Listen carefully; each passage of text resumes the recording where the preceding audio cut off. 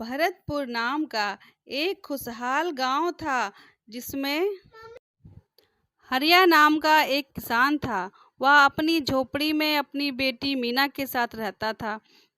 उसके पास खेती नहीं थी। मजदूरी कर किसान इतने पैसे भी नहीं कमा पाता था कि अपना पेट भर सके। काम मांगने किसान एक खेत के मालिक के पास जाता है और कहता है कि मालिक, आप मुझे कुछ काम दे दें। मेरा परिवार बहुत कष्ट में है। अब मेरे पास पैसे भी नहीं हैं कि मैं उन्हें कुछ खिला सकूं। आप मेरी मदद करें जिसमें मेरे घर में चूल्हा जल सके। काम कर सकते हो? इतने बूढ़े हो कि ठीक से चल भी नहीं पा रहे हो और चले आए काम करने के लिए। जाओ यहाँ से, तुम्हारे लिए कोई काम वाम नहीं है। इतना सुनकर किसान बेहद दुखी होकर वहां से वापस चला जाता है।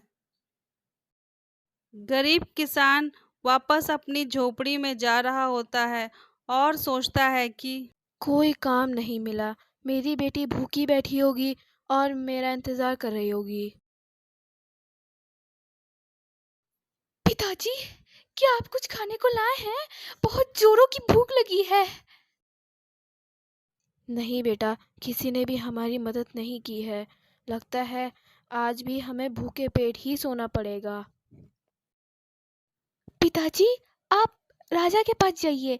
वो बहुत दयालु हैं। वही हमारी कुछ सहायता कर सकते हैं। आप चिंता मत करिए, आप उन्हीं के पास जाइए। फिर वो किसान राजा के पास जाता है और अपनी समस्या बताता है। राजा साहब, आप मेरी मदद करें। मेरी बेटी भूख से तड़प रही है। घर में एक अनाज का दाना नहीं है। मैं गरीब किसान अब थक गया हूँ। मदद करें महाराज, मदद करें। दुखी मत हो। मैं तुम्हें कुछ जमीन का हिस्सा खेती करने के लिए दे रहा हूँ, जिससे अनाज उगाकर तुम अपने परिवार का पोषण कर सकते हो। ठीक है, लेकिन जमीन मेरी और अनाज तुम्हारा होगा। अब तुम जाओ और खेती करो।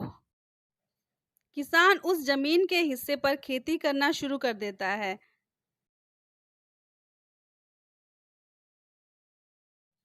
तभी उसे मिट्टी में से कुछ मिलता है। अरे, ये तो सोने की ओखली है। नहीं बेटी, ज़्यादा खुश मत हो। यह सोने की ओखली हमारी नहीं है। यह राजा की है, क्योंकि ये उनकी ही ज़मीन से निकली है। हम इसे राजा को दे देंगे। नहीं पिताजी, आप ऐसा मत कीजिए। यदि राजा ने आपसे इस सोने की ओखली का मूसल भी मांगा तो आप क्या करेंगे? आप इस ओखली को अपने पास ही रखिए। नहीं बेटी, यह बात ठीक नहीं है। हमें तो सिर्फ ओखली ही मिली है, तो ओखली ही राजा को दे देंगे। इस पर हमारा कोई अधिकार नहीं है। किसान राजा के पास ओखली लेकर पहुंचा और बोला, राजा साहब, यह सोने की ओखली मुझे ज़मीन में जुताई करते समय मिली थी। अच्छा ठीक है, लेकिन इसका मूसल कहाँ है? राजा साहब, मुझे तो बस ये सोने की ओखली ही मिली थी। अच्छा, लालच आ गया तुम्हारे मन में, तभी तुमने सोने का मूसल चुरा लिया है। सैनिकों, बंदी बना लो इसे और जेल में डाल दो। राजा ने किसान की बात पर विश्वास नहीं किया और उसे बंदी बना लिया। जैसा मेरी बेटी ने कहा था वैसा ही हुआ है। बेटी, तुमने ठीक कहा था। काश मैंने अपनी बेटी की बात मान ली होती। सैनिक राजा को खबर देता है कि किसान बेटी की बात मान ली होती, बेटी की बात मान ली होती कहकर रो रहा है। सभी किसान को राजा दरबार में बुलाते हैं और कहते हैं, तुम ऐसा क्यों कह रहे थे कि काश बेटी की बात मान ली होती, बेटी की बात मान ली होती? बताओ जरा। राजा साहब, मेरी बेटी मुझे ओखली आपको देने से रोक रही थी, क्योंकि वह जानती थी कि आप इसका सोने का मूसल भी मांगेंगे। और जब मैं मूसल नहीं है कहूँगा तो आप मुझे चोर समझेंगे। और ठीक वैसा ही हुआ है। जाओ और अपनी बेटी को दरबार में बुला के लाओ। हम उससे मिलना चाहते हैं।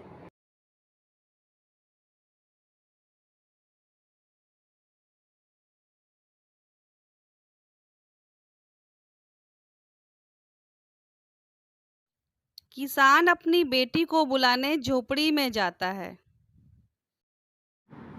राजा किसान की बेटी की बातों से प्रभावित होते हैं और कहते हैं कि तुम बहुत होशियार लड़की हो। मैं तुम्हारी होशियारी और दूरदर्शिता से बहुत प्रसन्न हुआ हूँ। इसलिए तुम्हें राज्य का सलाहकार बनाया जाता है और अब से तुम और तुम्हारे पिता हमारे साथ महल में ही रहेंगे। किसान की बेटी इतना बड़ा पद पाकर प्रसन्न होती है और राजा का धन्यवाद देती है।